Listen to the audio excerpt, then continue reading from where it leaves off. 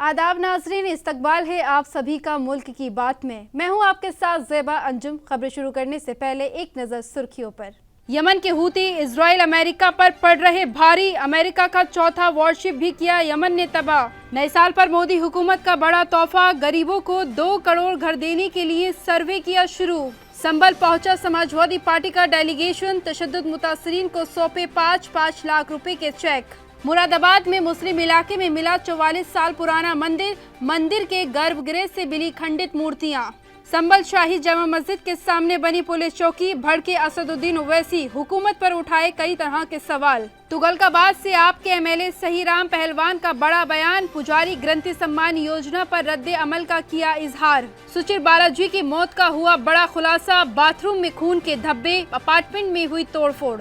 नीतीश राणे के मिनी पाकिस्तान वाले बयान पर मचा सियासी घमासान, एआईएमआईएम लीडर वारिस पठान ने लगा दी क्लास। केएस दुग्गल की तहजीब टीवी से खास बातचीत, पुजारी ग्रंथि सम्मान योजना को लेकर कही बात।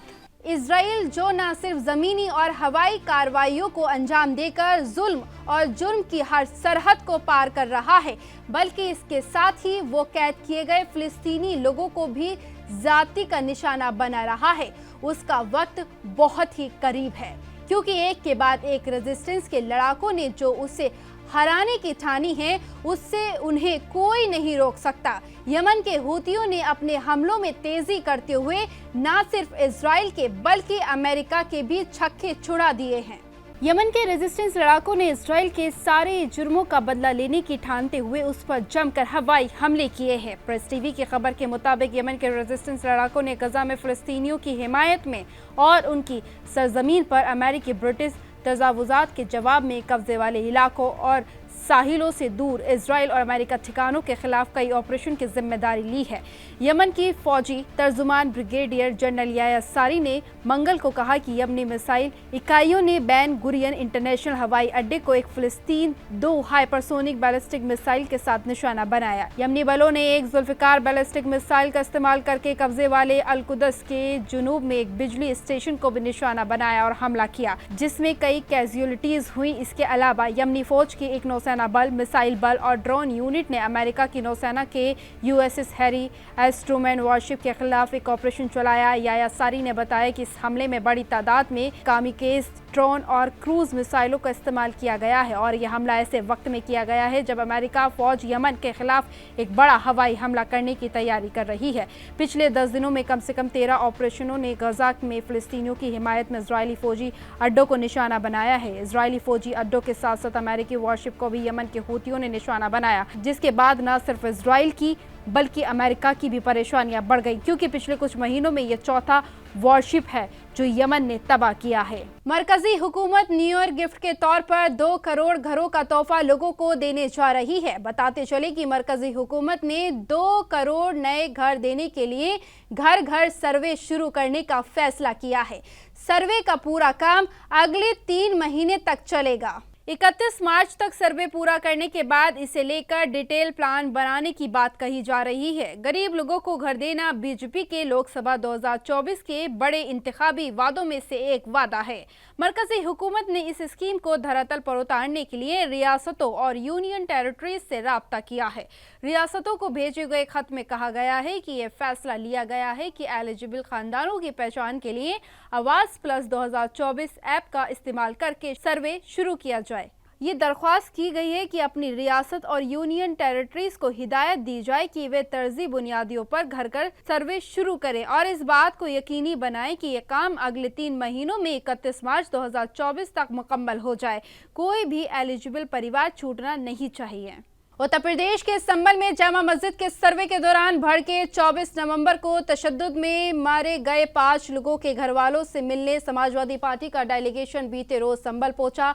इस डेलीगेशन ने संभल तशद्दुद के मुतासिरा घर वालों को करीब 5-5 लाख रुपए का चेक सौंपा। बताते चले कि उत्तर प्रदेश असेंबली में अपोजिशन के लीडर माता प्रसाद पांडे और लेजिस्लेटिव काउंसिल में अपोजिशन के लीडर के ग्रुप ने तशद्दुद में मरने वाले लोगों के खानदान से मुलाकात की और उन्हें 5-5 लाख रुपए का चेक सौंपा है और साथ ही उनका हालचाल भी पूछा। समाजवादी पार्टी के ओपोजिशन लीडर ने इस मौके पर योगी हुकूमत पर जमकर निशाना साधा। गौर हो कि असेंबली में ओपोजिशन के लीडर माता प्रसाद की क़यादत में सपा का एक डेलीगेशन बीते रोज संभल गया था, जिसने संभल के मुतासिर खानदान से मुलाकात की। ध्यान रहे कि संभल की शाही जामा मस्जिद में एक अर्जी पर अदालत के हुक्म के बाद सर्वे किया गया था, जिसमें दावा किया गया है कि वहां हरिहर मंदिर था। जब 24 नवंबर को सर्वे की टीम मस्जिद के अंदर थी, तभी मस्जिद के बाहर तशद्दुद भड़का और इस तशद्दुद में करीब 4 नौजवानों की मौत हो गई थी। इस मामले में पुलिस ने अब तक कई तशद्दुद भड़काने के इल्जाम में कई लोगों को गिरफ्तार किया है। उत्तर प्रदेश के संभल, वाराणसी, बुलंदशहर के बाद अब मुरादाबाद में 44 साल से बंद गौरी शंकर मंदिर मिला है। इतना ही नहीं, खुदाई के दौरान जो मिला उससे सभी की आंखें खुली की खुली रह गईं। बताते चले कि जब म्युनिसिपल कॉरपोरेशन की टीम ने गर्भगृह की खुदाई की तो उसमें शिव परिवार, दुर्गा, शिवलिंग, मां काली की मूर्तियां टूटी हुई हालत में मिली। साल 1980 में इस मंदिर के आसपास काफी तादाद में हिंदू अकलियती रहते थे। उस वक्त ये हिंदू आबादी वाला इलाका था, लेकिन हिंदू मुस्लिम दंगे के बाद हिंदू खानदान यहाँ से पलायन कर गए। उस वक्त से ही ये मंदिर बंद था। धीरे धीरे वह खंडर में बदल गया। मीडिया रिपोर्ट्स में ऐसा दावा किया गया है कि इस मंदिर के आसपास का इलाका मुस्लिम अक्सरियती है। ये मंदिर बहुत लंबे समय से बंद था, तो इसकी सही से देखभाल नहीं होने की वजह से ये काफ़ी ज़्यादा बेकार हालत में हो चुका है।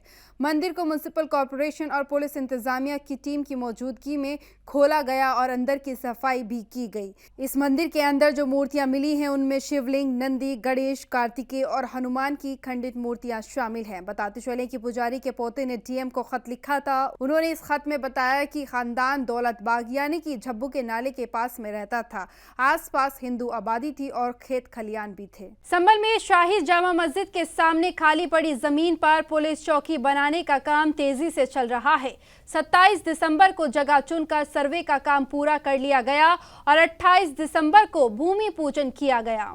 AIM चीफ और हैदराबाद से लोकसभा MP ने उत्तर प्रदेश संभल शाही जामा मस्जिद के ठीक सामने पुलिस चौकी बनाए जाने को लेकर बड़ा बयान दिया है, जिसमें उन्होंने कहा है कि अगर संभल की तारीखी मस्जिद के ठीक सामने पुलिस चौकी बनाने की हिम्मत रखते हैं तो आप संभल में स्कूल, कॉलेज और अस्पताल क्यों नहीं बना सकते। असदुद्दीन ओवैसी ने कहा कि ये सबूत जग जाहिर है कि मुस्लिम ख्वातीनों में स्कूल छोड़ने की दर सबसे ज़्यादा है। ये भी सभी जानते हैं कि मुस्लिम समुदाय में ग्रेजुएशन करने वालों की तादाद सबसे कम है। मेडिकल से जुड़े कई मुद्दे हैं, तो उत्तर प्रदेश की बीजेपी हुकूमत इन मसलों को हल करने में दिलचस्पी क्यों नहीं ले रही है। बीजेपी पर फिरका वाराना ज़हनियत रखने का इल्ज़ाम लगाते हुए असदुद्दीन ओवैसी ने कहा कि ये शक पैदा करके इन मुस्लिम इलाकों में पुलिस चौकियों की CCTV से निगरानी करनी होगी। आप इस फिरका वाराना ज़हनियत को बढ़ावा दे रहे हैं। तुगलकाबाद से आपके MLA सही राम पहलवान ने पुजारी ग्रंथी सम्मान योजना पर तहजीब TV से खास बातचीत करते हुए अपने रद्द अमल का इजहार किया है। इस दौरान उन्होंने क्या कुछ कहा, सुनिए। दिल्ली में आज से आप लोगों की पुजारी योजना शुरू होने जा रही है। रजिस्ट्रेशन आपने लोगों ने करना शुरू कर दिया है। क्या ये चुनावी योजना मानी जाए?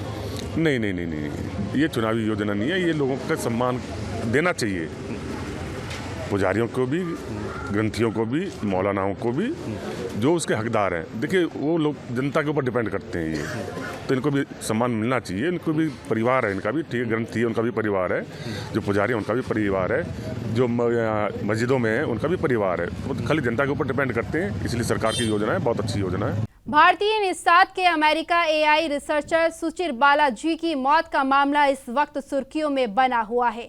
बालाजी की 26 नवंबर को सैन फ्रांसिस्को में मौत हो गई थी। पुलिस ने इसे सुसाइड का मामला बताया, लेकिन मौत को मशकूक मानते हुए FBI जांच की मांग की गई है। आपको बताते चले कि अरबपति करोड़पति एलोन मस्क ने भी इस मामले पर शक का इजहार किया है। सुचिर की वालिदैन पूर्णिमा रामाराव ने इस पूरे मामले की FBI तहकीकात का मुतालबा करते हुए दावा किया है कि उनके बेटे के अपार्टमेंट में तोड़फोड़ की गई है। बाथरूम में खून के धब्बे पाए गए हैं, जिससे कत्ल की निशानदेही करता है। सुचिर की वालिदैन का कहना है कि उनके बेटे के कत्ल को खुदकुशी करार दिया गया है। तफ्तीशी अफसरान ने किसी भी तरीके से सही तफ्तीश नहीं की है। इस पूरे मामले पर अरबपति करोड़पति एलोन मस्क ने भी कहा है कि ऐसा नहीं लगता कि यह खुदकुशी का मामला है। इस बीच सुचिर की वालिदैन ने इस मामले में एलोन मस्क से मदद की दरख्वास्त की है। सुचिर ने ओपन एआई पर कॉपीराइट खिलाफ वर्जी और बिजनेस मॉडल को डिस्टेबलाइज करने का इल्जाम लगाया है। उन्होंने लोगों को ओपन एआई छोड़ने का मशवरा दिया है। चैट जीपीटी के लॉन्च होने के बाद से ओपन एआई पर इस तरह के इल्जामात लगाए जा रहे हैं। कंपनी ने इस एआई मॉडल को साल 2022 में लॉन्च किया था। उसके बाद कंपनी पर कॉपीराइट को लेकर कई केस किए गए। ये इल्ज़ाम लगाया गया कि कंपनी ने अपनी एआई को तरबियत देने के लिए दूसरों के कॉपीराइट कंटेंट का इस्तेमाल किया है। सुचिर अमेरिका की वर्कले यूनिवर्सिटी से कंप्यूटर साइंस में ग्रेजुएट। उन्होंने ओपन एआई और स्केल एआई में काम किया। उन्होंने साल 2022 में GPT-4 प्रोजेक्ट के डेटा कलेक्शन के दौरान कॉपीराइट के खिलाफ वर्जी का पता लगाया था। ऐसे में ओपन एआई जैसे एआई तंजीमों पर इल्ज़ाम और सुचिर की मौत ने एआई रिसर्च और एथिक्स पर संगीन सवालात खड़े कर दिए हैं। महाराष्ट्र हुकूमत के वजीर नितेश राणे ने केरल को लेकर मुतनाज़ा बयान दिया था, जिसको लेकर देश की सियासत गर्मा गई है। इस बयान की हर तरफ मजम्मत हो रही है और वजीर के खिलाफ सख्त से सख्त कार्रवाई की मांग की जा रही है। इसी कड़ी में AIM लीडर वारिस पठान ने वजीर के मुतनाज़ा बयान में अपने रद्द अमल का इजहार किया है। दरअसल बीते रोज नितेश राणे ने कहा था कि केरल में दहशतगर्द लोग प्रियंका गांधी और राहुल गांधी को वोट देते हैं और इस वजह से उनकी जीत होती है। केरल मिनी पाकिस्तान बन गया है। इस बयान पर रद्द अमल का इजहार करते हुए वारिस पठान ने तीखा हमला बोला है। उन्होंने बोला है कि नितेश राणे को हमेशा से अनाप शनाप बयान देने की आदत हो गई है। वे लगातार मुसलमानों के खिलाफ जहर उगलते रहते हैं। पहले भी उन्होंने कहा था कि मस्जिदों में घुसकर मुसलमानों को मारा जाएगा। क्या इस तरह के बयान सरकार की शह पर दिए जा रहे हैं? उन्होंने कहा कि केरल हिंदुस्तान की एक अहम रियासत है और वहाँ के लोग हमारे मुल्क के शहरी हैं। किसी भी रियासत को मिनी पाकिस्तान कहने का कोई तुक नहीं है। ये बयान केवल समाज में नफरत फैलाने के लिए दिए जाते हैं। हम चाहते हैं कि महाराष्ट्र के वजीर आला इस मामले को नोटिस में लें और ऐसे मुतनाज़ा बयान देने वाले लोगों के खिलाफ सख्त कार्रवाई करें। दिल्ली में आज से पुजारी ग्रंथी सम्मान निधि योजना का आगाज किया गया है। आम आदमी पार्टी के कन्वीनर अरविंद केजरीवाल ने वादा किया है कि हुकूमत बनने के बाद पुजारी और ग्रंथियों को करीब 18,000 महीने रुपए दिए जाएंगे, जिस पर भाजपा नायब सदर KS दुग्गल ने तहजीब टीवी के नुमाइंदा से खास बातचीत की है। इस दौरान उन्होंने क्या कुछ कहा, सुनिए। कोई वायदा गलत नहीं है, पर ये चुनावी हिंदू का ढकोंसला क्यों? चुनाव आ गया है, उससे पहले आप वायदे पे वायदे, झूठे वायदे पे वायदे करे जा रहे हैं। आपके सरकार के पास फंड नहीं है, आप MCD की तनख्वाह नहीं दे पा रहे, स्कूलों के जो टीचर्स हैं उनकी तनख्वाह नहीं दे पा रहे। कूड़े के पहाड़ आपने MCD चुनाव आने से पहले कहा था हटाएंगे, कोई भी वायदा आपका पूरा नहीं हुआ। दुनिया को ठगने के लिए, दिल्ली शहर को पागल बनाने के लिए दिल्ली की जनता इतनी बेवकूफ़ नहीं है कि आपके ढकौंसले में आ जाएगी। आप 20-30 आदमी अपने घर के बुला के कहीं खड़े करके और उनसे बयान दिलाए जा रहे हैं। ये बड़ा दुर्भाग्यपूर्ण। किसी ग्रंथी के यहाँ या किसी पुजारी के घर में ये कोई पैसा पहुँचने वाला नहीं है। दिल्ली के निरंकारी ग्राउंड में एक बार फिर से दिल्ली हुकूमत की तरफ से ख्वाजा के चाहने वाले दीवानों के लिए ठहरने के तमाम पुख्ता इंतजाम कराए जाने के लिए सरकारी फंड से टेंडर पास किया गया, लेकिन इंतजामी अफसर की लापरवाही के चलते सभी अजमेर शरीफ जाने वाले अकीदतमंदों को परेशानियों का सामना करना पड़ रहा है, क्योंकि बीते 2 दिनों से दिल्ली में लगातार बारिश हो रही थी, जिससे निरंकारी ग्राउंड में बने तमाम पंडालों में पानी भर गया। अजमेर शरीफ में ख्वाजा मोइनुद्दीन चिश्ती रहमतुल्लाह का उर्स मुबारक, जिसमें शामिल होने के लिए हिंदुस्तान के अलग अलग रियासतों से लोग पहुंचते हैं, लेकिन मुस्लिम परंपरा के मुताबिक ज्यादातर लोग अजमेर शरीफ जाने से पहले राजधानी दिल्ली का रुख करते हैं, क्योंकि यहाँ पर ख्वाजा कुतुबुद्दीन बख्तियार काके रहमतुल्लाह और निजामुद्दीन औलिया की दरगाह पर हाजिरी लगाना अजमेर शरीफ जाने से पहले जरूरी होता है। इसको देखते हुए दिल्ली हुकूमत अलग अलग रियासतों से आए लोगों का इस्तकबाल करती है और उनके इस्तकबाल में निरंकारी ग्राउंड के अंदर बड़े बड़े पंडाल भी लगते हैं। लेकिन इस बार दिल्ली हुकूमत के जरिए फंड की रकम तो पास की गई, लेकिन कोई भी इंतजाम सही तरीके से नहीं किया गया, कोई भी सुविधा मुहैया नहीं कराई गई। बारिश की वजह से पंडालों में पानी भी भर गया, जिसकी वजह से लोगों को ठंड में काफी परेशानियों का सामना करना पड़ रहा है। निरंकारी ग्राउंड में बीते 2 दिन पहले हुई बारिश के बाद ग्राउंड में काफी ज्यादा पानी भर चुका है और तमाम पंडालों के अंदर पानी व कीचड़ की वजह से जायरीनों और अकीदतमंदों को परेशानी का सामना करना पड़ रहा है। भारत के लोगों के लिए अब कश्मीर जाना और आसान होने वाला है। मालूमात के मुताबिक बताते चले कि दिल्ली से श्रीनगर के लिए वंदे भारत जल्द शुरू होगी। ये सफर महज 13 घंटे के करीब का होगा। नए साल में मुल्क की आवाम को बड़ा तोहफा मिल सकता है। दिल्ली से श्रीनगर को सीधा जोड़ने वाली रेल लाइन जनवरी में शुरू होने की उम्मीद है। इस रूट पर वंदे भारत जैसी ट्रेनों को भी चलाने की तैयारी की जा रही है। वंदे भारत ट्रेन दिल्ली से श्रीनगर तक 800 किलोमीटर का सफर 13 घंटे से भी कम वक्त में तय करेगी। जानकारी के मुताबिक बताते चले कि इसे लेकर ट्रायल जारी है। भारत के वजीर आजम नरेंद्र मोदी भी दिल्ली से श्रीनगर जाने वाली पहली वंदे भारत एक्सप्रेस में सफर करेंगे। जानकारी के मुताबिक आपको ये भी बता दें कि इफ्तिताह वाले दिन वजीर आजम नरेंद्र मोदी ट्रेन में सफर करेंगे। उम्मीद की जा रही है कि वजीर आजम नरेंद्र मोदी 26 जनवरी 2025 को वंदे भारत श्रीनगर दिल्ली ट्रेन को हरी झंडी दिखाकर रवाना करेंगे। महाराष्ट्र असेंबली इलेक्शन में बीजेपी अपने शानदार मुजाहिरे से पूरे एतमाद से लबरेज नजर आ रही है। इस बात का अंदाजा लगाया जा सकता है कि बीजेपी आने वाले म्युनिसिपल इलेक्शन में अपने गठबंधन साथियों से अलग होकर इंतखाबी मैदान में दिखाई दे सकती है। बीजेपी को असेंबली इंतखाबात में 133 सीटें मिली थी। इलेक्शन के दौरान ऐसा माना गया कि आरएसएस की हुकूमत अमली की वजह से बीजेपी को ये सफलता मिली है। अब शहरी इंतखाबात के लिए भी आरएसएस ने बीजेपी के लिए माहौल बनाना तैयार कर दिया है। बीजेपी को अपनी ताकत दिखाने के लिए एकनाथ शिंदे और अजीत पवार से अलग इलेक्शन लड़ने के लिए कहा जा रहा है। बीजेपी ने महाराष्ट्र के शहरी इंतखाबात से पहले अपनी तंजीमी ढांचे को मजबूत करने पर अपना ध्यान केंद्रित कर लिया है। वहीं दूसरी तरफ पार्टी ने एक मजबूत मेंबर साजी मुहिम के साथ साथ बूथ मंडल और जलाई सरबराहों की तरक्की के लिए अपना तंजीमी इंतखाबी अमल शुरू कर दिया है। अब सवाल ये उठता है कि बीजेपी अकेले कैसे चुनावी मैदान में उतरने वाली है। इसका सीधा सा जवाब है कि महाराष्ट्र असेंबली इंतखाबात में बीजेपी को मिली जीत। इस जीत के भरोसे को साथ लेकर बीजेपी अकेले के दम पर इलेक्शन लड़कर एक पैगाम देने की कोशिश में है। शिवसेना असेंबली इंतखाबात में मिली करारी हार के बाद अब शहरी इंतखाबात में अपने प्रदर्शन को बेहतर करने की ओर ध्यान दे रही है। मुंबई में अगले साल 2025 में बदलियती इंतखाबात होने के इम्कान है।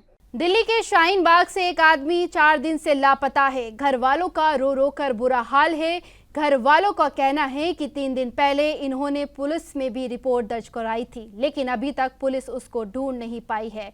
गुमशुदा शख्स का नाम अफसार खान है, जो कि दिमागी तौर पर कमज़ोर है और बोल नहीं सकता। उन्होंने पुलिस और शाहीन बाग के लोगों से गुहार लगाई है कि अगर किसी को भी लापता शख्स मिलता है तो उसको घर सही सलामत भेज दें। नाजरीन, मुल्क की बात में आज के लिए बस इतना ही। मुझे दीजिए इजाज़त। आदाब।